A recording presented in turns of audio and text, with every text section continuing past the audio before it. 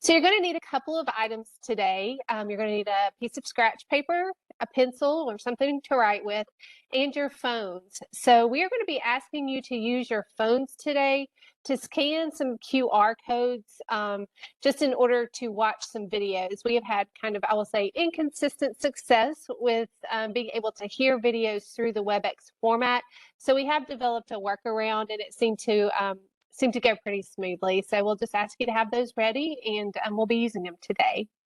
And Sarah has been dropping a link to the foundations in our chat today. We encourage you to go ahead and open that up in a second tab in your browser, as we will be referring back to foundations today for some activity. So this image depicts those essential components of reading instruction based on the National Reading Panel report and ongoing research that's emphasized the importance of oral language in reading development. So speaking and listening, they have been placed right in the center to depict the receptive and expressive features of oral language. And oral language is where the journey to reading development begins. So the 5 components surround speaking and listening in a connected manner to demonstrate how they are all interconnected in achieving successful reading outcomes. Remember, we are not born with brains wired to read. And so today we will discuss developmentally appropriate practices and how those support both oral language and vocabulary development. Alrighty, so we are going to certainly start with a welcoming inclusion that we will hope will lift your spirits today. And it will also help us build a connection into our content. So what we'd like for you to do is to go ahead and grab that scrap piece of paper and a pencil, and then you're going to use your phones to scan the QR code that you see on this slide. And as you watch this video, it's going to be a video of a father interacting with his son as they're watching TV. But what we would like for you to do as you watch it is we'd like for you to tally the number of back and forth exchanges that you see or that they share. And when you're finished watching the video, if you'll just drop how many of those back and forth exchanges you noticed.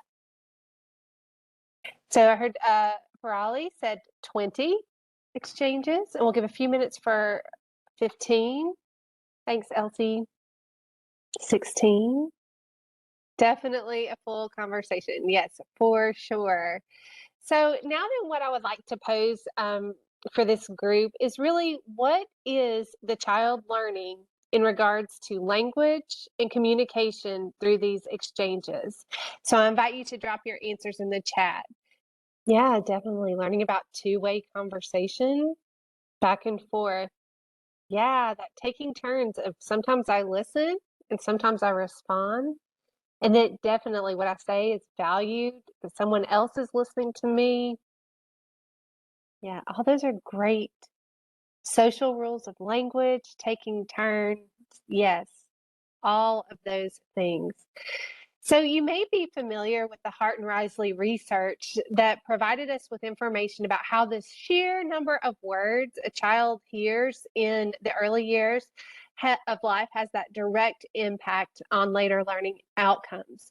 So research that's been conducted since Hart and Risley has helped us understand really that it isn't just the sheer number of words that kids are hearing, it's about those interactions, it's about those serve and return conversations, and those responsive caregivers, that give and take, taking turns. And the quality of those interactions are what helps shape brain architecture for future learning. So these types of interactions that we just saw in this video are the foundation for oral language development, and they are critical to early literacy development in all of those areas. We want to start each of these sessions, each of our preschool sessions in particular, grounding our work in developmentally appropriate practices. So we found that principle number 5 is particularly relevant of today's session.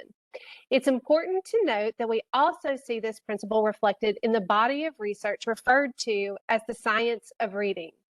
So from developmentally appropriate practices, we can learn that even as infants, children are capable of highly complex thinking. So using the information that they gather through their interactions with people and things, as well as their observations of the world around them, they're quickly creating sophisticated theories to build their conceptual understanding. So infants appear particularly attuned to adults as sources of information, underscoring that importance of consistent, responsive caregiving and interactions to help support the formation of relationships and those foundational skills. And then throughout the early childhood years, young children continue to form relationships, construct knowledge, and make meaning through their interactions with adults and peers, and through active exploration and play, and through their observations of people and things in the world around them. So early educators recognize the importance of their role in creating a rich, play-based learning environment that encourages the development of knowledge across all domains. And so here we have a quote that came from the early childhood letters from Paulson and Motes, and it says, "Written language at every level goes through the oral language system. Developing a solid foundation in oral language is essential for learning to read and write." And we can definitely make connections back when we were looking at that circle of all of the components in literacy and how oral language is central to each of those. Oral language is comprised of 5 different structures, of which young children have a capacity to learn naturally through the interactions they experience with caregivers and others. So these structures are the basis for written language. And when children have difficulties learning to talk, any of these components may be affected. So let's take a look at each one of these layers. And the first one is phonology. And so phonology is that rule system within a language by which speech sounds or phonemes can be sequenced, combined, and pronounced to make words. So for example, in English, can come before some consonant sounds like t or p, but it can't come before others such as sh or ch. Each language has its own set of phonology rules, and those rules can also even vary within the different dialects within a language. So these rules create that rhythm, they create a pattern to the sounds of language, which helps facilitate learning and listening. So these rules are also predictable. So we can think about young children and they're going to learn to say those words based on how they're developing this rule system or their understanding of this rule system.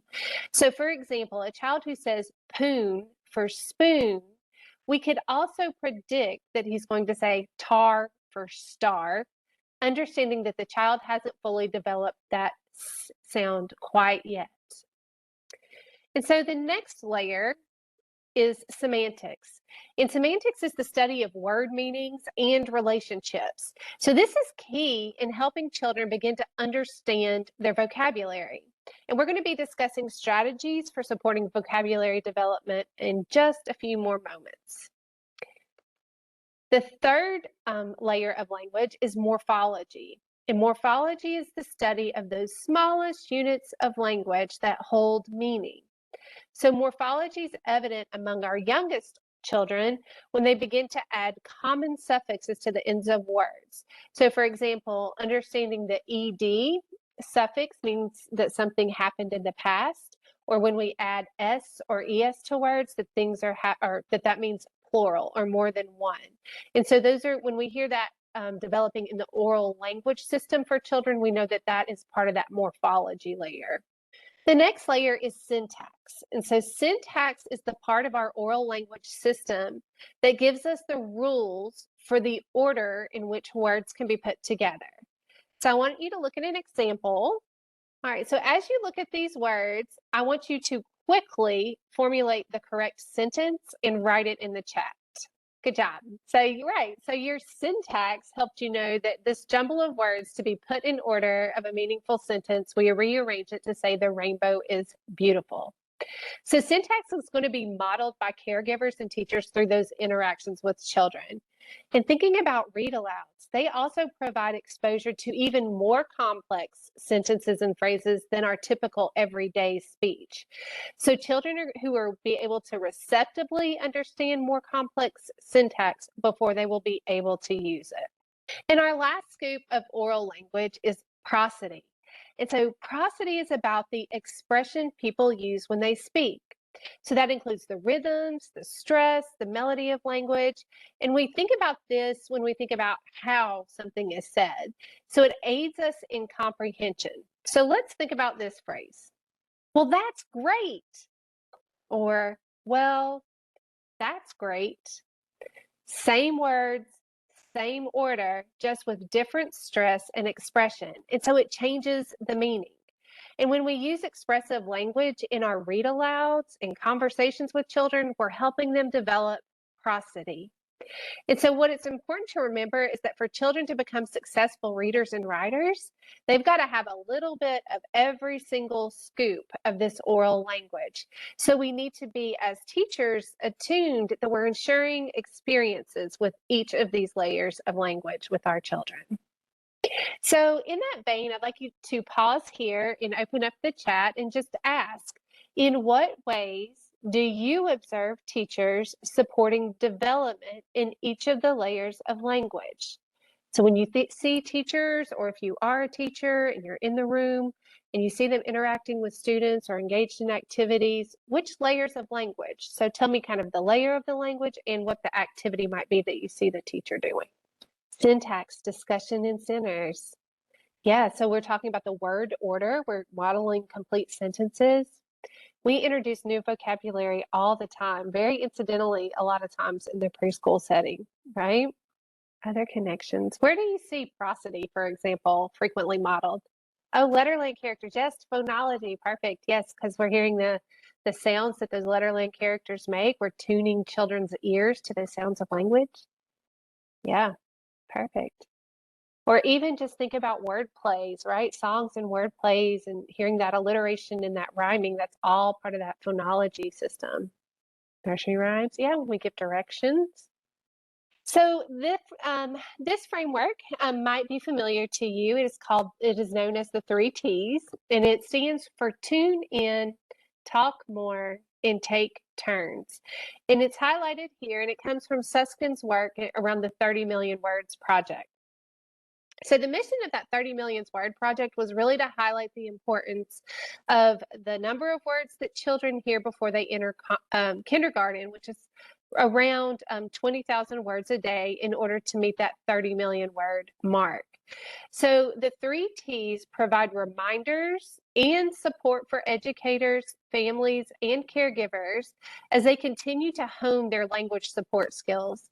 So the great thing about the 3 T's is that they are simple, they're easy to include, and they are free. So the handout that's being dropped into the chat provides further detail and examples of how to incorporate the 3 T's into daily practice. And I want to give you just about 20 seconds to read through those top 3 boxes to just make sure you have reviewed the 3 T's. And as we move now to the lower left side, you're going to see self-talk and parallel talk. And those facilitate receptive language. So teachers of young children often do this naturally as they engage with children in learning environments. So that narration aspect of self-talk and parallel talk is what helps children to process and better understand the language they hear. And then as we move over to the right side on the bottom row, we move to recasts and expansions, and those foster the development of expressive language. So it's important to provide opportunities for children to be able to accurately repeat what they hear during recasts and expansions.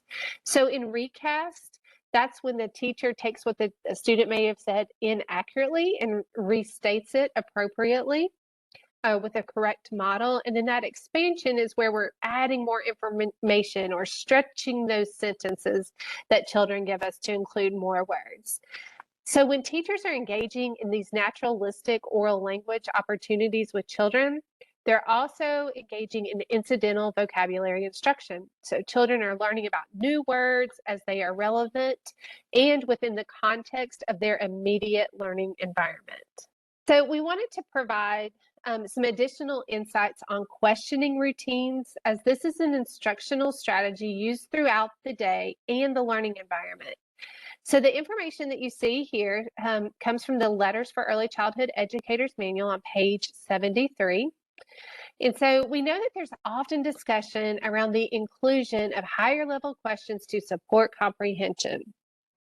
We think about administrators going in and wanting to see higher level questions, right?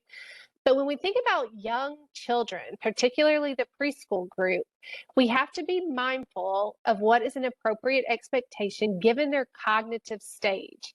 So early learners will first be able to answer comprehension questions at that literal or that contextual level. That has to occur first. Literal questions are going to be those that are very concrete. They can often be answered with a yes or no. And the contextual questions are the ones that really apply to the here and now for that student, what that child is currently involved in or the situation at hand. And then as children move through their preschool year, they're going to begin to develop that ability to answer questions that require them to talk and think about concepts more deeply. So research indicates that when we talk about things out loud, that we are able to better process and think about that information. So as children move towards the end of that preschool and into the kindergarten year, they begin to refine their comprehension skills and develop abilities to answer questions that are more abstract, those that are inferential and decontextual. So inferential meaning that we have to put together information, predict, use what we know and with our environment, and decontextual meaning those questions may be outside of just the here and now. So questions at this level are going to be a little bit more complex and require children to consider things not present. Things like their what if questions may ask them to make predictions or to be reflections or be reflective or make reflections. All right, so what we're going to do now is we're going to go to Foundations. It provides guidance on how early language skills unfold from infant to older preschoolers. So oral language is specifically addressed in the Language Development and Communication Goals, LDC 1 through LDC 7, which are listed here. So we're going to, thanks, Sarah has dropped the Foundations link in there. We're going to go ahead and ask you to open that up into an additional tab. And from here, we're going to show you your activity. So we're going to assign you a specific goal based on your first name. And Sarah's going to drop that in the chat for you. So for example, if your first name is A through D, you're going to do goal LDC 1. And all of the LDC goals can be found on pages 93 to 99 in Foundations. And so what we're going to ask you to do is first, you're just going to take a few moments to review that single goal that you've been assigned. And then what we want you to do is we want you to determine, as you look at that goal, which layer of oral language is supported with that assigned goal. And so we've listed those layers at the bottom. So what you might notice is as you look at the various indicators in your goal, you might be making some strong connections to one of these, one or a few of these layers of language specifically. So what we'd like to ask you to do in the chat is to just give us a brief highlight about your indicator, a few words, what it states, and then what layer of language you connected it to or are able to connect it to. Yeah, communication with others is about semantics. Remember, semantics is our word and phrase meanings, following directions, semantics, right? We have to make sure that children understand when they're being asked to do something, they make sure that they have the meaning of those words so they understand what's being asked. LDC 4 is about verbal expression of thoughts, feelings, and ideas. Yeah, prosody, right? And also going back into the word meaning as well, semantics. Yeah, children participate in conversations with peers and adults. one-on-one, small and larger group interactions. So we can see that when we're participating in conversation, a lot of these layers of language might come into play, right? Thinking about syntax, if we're able to say our sentences kind of in that correct grammatical order so someone else is able to understand them. Expression, semantics, it's all about conversation. Alrighty, well, thank you for your participation in that activity. We will be coming back to foundations once more a little later in our session. So what we were going to do now is we have another video, and again, so everyone can have access to the video. We're going to ask that you use your phone and scan the QR code in order to be able to watch it on your phone, and we'll know that way that the volume and the video work well. And it really, this video speaks to the importance of meaningful conversations within the early childhood setting. So really what we want you to do is to take note of those strategies that you observe the teachers using. Think back to those 3 T's, recast, expansions, and the opportunities that are really available for that peer-to-peer interaction. And really, again, just any connections you're making to those various layers of oral language. All right, great. Yeah, definitely talking more, asking open-ended questions, and taking turns. So as you finish your video, we'd like for you just to reflect on these questions you see on the screen and go ahead and drop your answers in the chat. Right, using questions to support. What does prediction mean? The teachers were on the children's level. Yes, eye level, modeling conversations.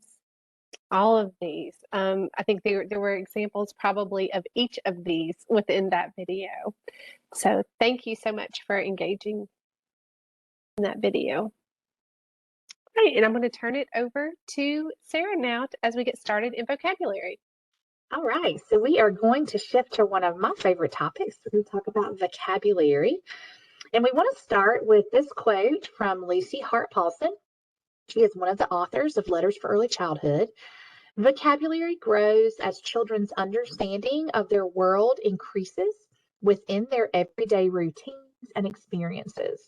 They require considerable repetition with socially interactive and responsive caregivers. And we all saw that wonderful example we had at the beginning with that video of how interactive and responsive Dad was with his little fella. Just an awesome video that we absolutely fell in love with. So we want to start by sharing some research findings about vocabulary development.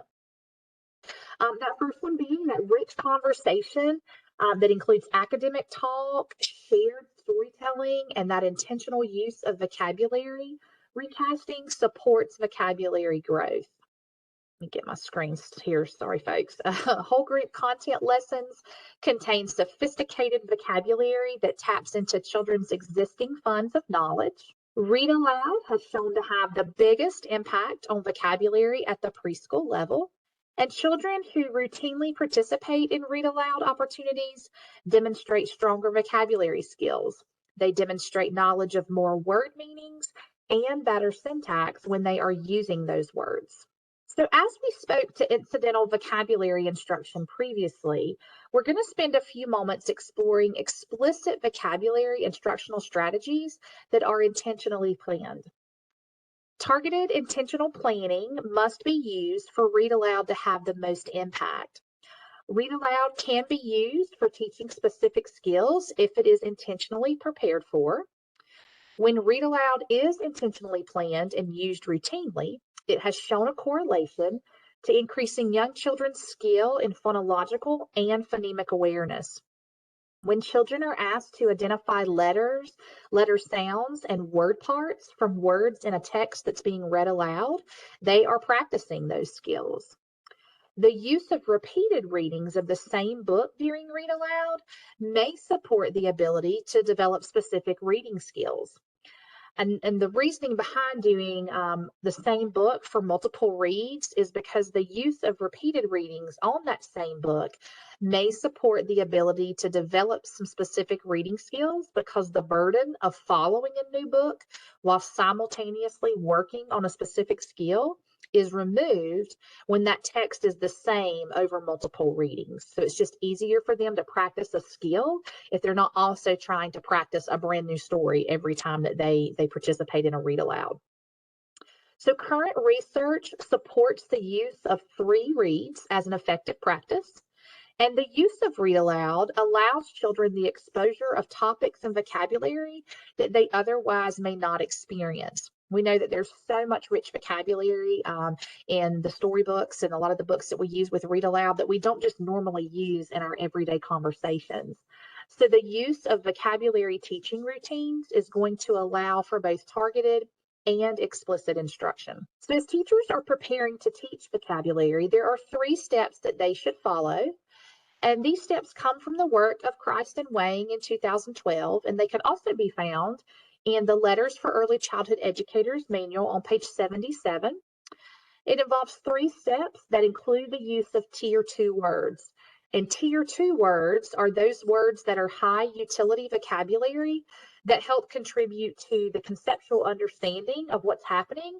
And they are really rich words for being used across settings and situations. So once teachers have planned for the words that they will teach, then they will follow an explicit vocabulary teaching routine. And this one comes from Letters for Early Childhood on page 78. And we know that many words in English have multiple meanings. And so we want children to make sure that they have a really clear understanding of what words mean. And this is a really good routine for them to be able to engage in.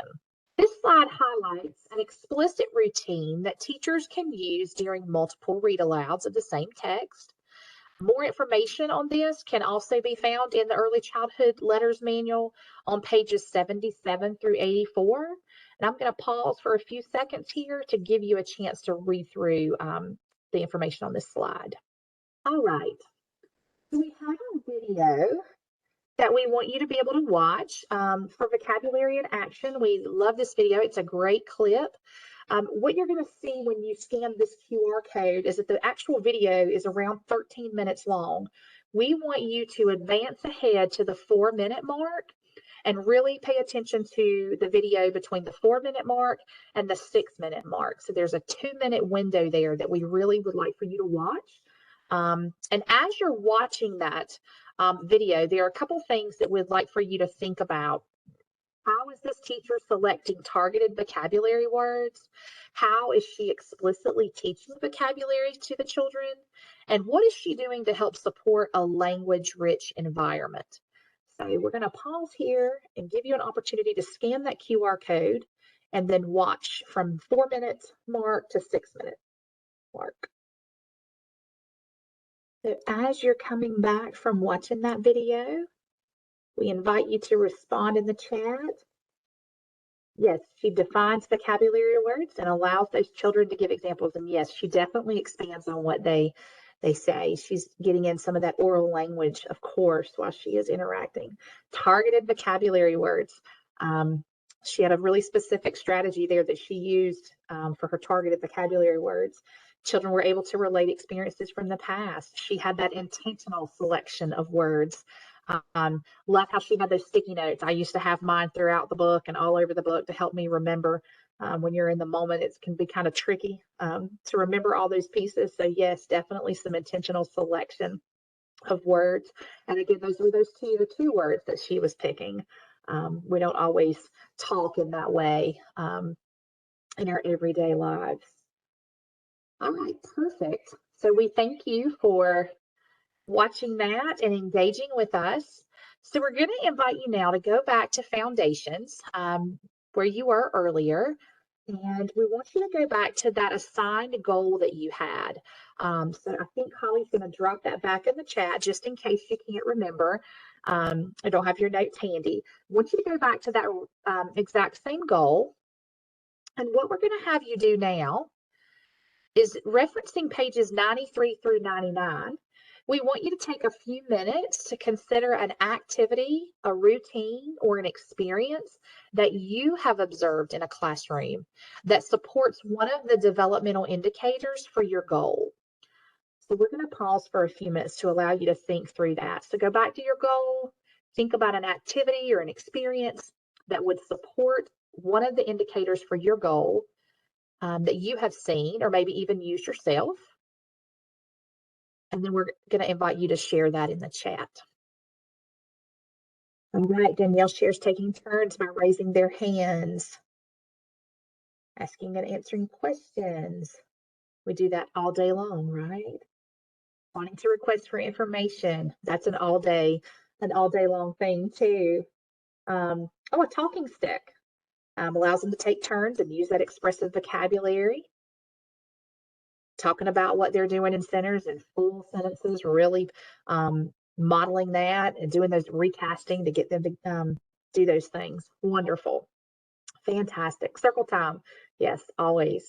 Such a special time for them to be able to go around. Thank you all for sharing. Those are wonderful connections. So when we look at Teaching Strategies Gold, we can see the specific objectives and dimensions that guide us in our formative assessment efforts for oral language. And these include the skill areas of listens to and understands increasingly complex language, uses language to express thoughts and needs, and uses appropriate conversational and other communication skills. It also includes those sub-skills for each of these areas. And as we review these, we can once again see those direct connections to the 5 layers of oral language. For young children, and as aligned with effective practices for formative assessment, we know that observation of these skills can certainly happen within naturally occurring opportunities for conversation and sharing throughout the preschool day. So we're going to drop a link to a handout in the chat. And it is a resource that's been developed by the Early Learning Network, and they are here in North Carolina. And it provides a variety of play-based strategies that can support your formative assessment practices. So these strategies can help you consider ways to create opportunities where children are required to use their language, and then for you as the teacher or the administrator to be able to support your teachers in helping to build in scaffolds to help those children grow in those language skills. The DPI has also developed literacy instruction standards, and what that is a resource that comes from the Office of Early Learning, as well as our Division on Standards, instructional curriculum and instructional standards, and those are specifically designed to support teachers in the area of literacy. And so preschool has its own separate set of LIS standards. And they're written as core practices that teachers will intentionally integrate into their daily instructional plan, because we know that children require opportunities to engage in high quality early literacy experiences every day. So even though they're called standards, they're really more practices is probably a better description. So what does the literacy instructional standards tell us about oral language and vocabulary? It tells us that the teacher is going to engage children in intentional and meaningful conversation by utilizing play-based interactions with scaffolding through talking, singing, and interacting with children throughout the day during routine and play. And those are things that come very naturally in a preschool setting. Teachers will embed language interactions intentionally throughout daily routines. I often think about how often I try to remember to use some of those tier 2 vocabulary words in other contexts outside of read aloud. And you have to really think about that sometimes and make it intentional. Teachers will decontextualize language through conversations about the past and future. And then they will also rephrase and extend the child's words, asking clarifying questions, modeling more complex vocabulary or sentence structure, and asking those open-ended questions. So we've covered each of these points today. And again, we just want to remind you that they're not standards, but they're practices that teachers should be engaging in. So we didn't want to finish this up without talking about connections to LETRS and the subscale for language reasoning, which includes encouraging children to communicate, using language to develop reasoning skills, and then the informal use of language. So we want you to take a moment to just read over the content in the right-hand side of that table and reflect on how these strategies support oral language development and vocabulary in a preschool classroom. All righty. So as we wrap up today, let's think again about how leaders can support teachers in promoting rich oral language and vocabulary practices within their preschool classrooms. Just take a moment, and as we close today, we'd like for you to kind of reflect upon this as a leader, of a classroom or of a building or of a center. What might be ways that you can support your teachers in supporting oral language and vocabulary development with their students? And we invite you to add your thoughts to the chat, please. Yeah, making sure that teachers have those materials and tools to use for literacy in their centers and in their classrooms. Yes, thanks, Terry. Yeah, when you're doing walkthroughs, model by asking and answering questions with the children. Yeah, introducing new vocabulary by reading different books and just, absolutely, and thinking specifically about what those high utility tier 2 words will be that children will be new, but will also be able to use across a variety of contexts. Environmental print throughout the classroom, rich language environment, absolutely. Modeling conversations in appropriate ways and language. Yes, yeah. All of these are wonderful ideas. So thank you so much for thinking about that and for supporting your teachers.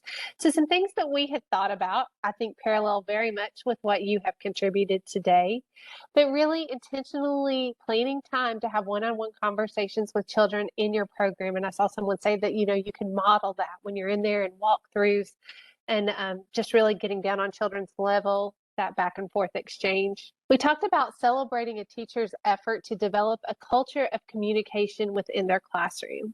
So really that it is okay to be engaging in purposeful conversations and that back and forth turn taking, that we're giving children the time and space to interact and engage in language with peers and adults. Someone had mentioned this, but certainly supporting teachers by increasing the variety of high quality books with rich vocabulary available for classroom use. And then also just to encourage a teacher to increase the amount of academic vocabulary taught and modeled within the classroom. And with that, we just say, don't be afraid of the big words. Teach the big words. Absolutely. Thank you so much for sharing your thoughts. And so to better understand each of the essential components of literacy instruction, we encourage you to join us for future sessions in this webinar series. We're going to continue to learn about literacy practices that are developmentally appropriate and aligned to the science of reading, while also continuing to make connections for you to some of our guiding works for preschools here in North Carolina. So just remember, when fostering literacy, speaking and listening or oral language is an entry point to that literacy instruction for young learners. And do remember that we are born with brains wired to learn spoken language. And here you'll see our schedule for the remaining of Pre-K Letters series. I believe Sarah is going to drop in our North Carolina OEL calendar of events. And from that link, you can find the registration for those additional sessions. Again, remember that we are providing 2 options for each of these sessions. The first one typically happens during a lunchtime. We know that might be when you can squeeze an hour in to be with us. And then our second option will be a repeat of the same content just in the afternoon, a little later in the day. So hopefully one of the options will work for you. And so I will just close in saying that on behalf of Sarah and I, along with the Office of Early Learning, that we certainly thank you for all that you do, have done, and are going to do for North Carolina's youngest learners.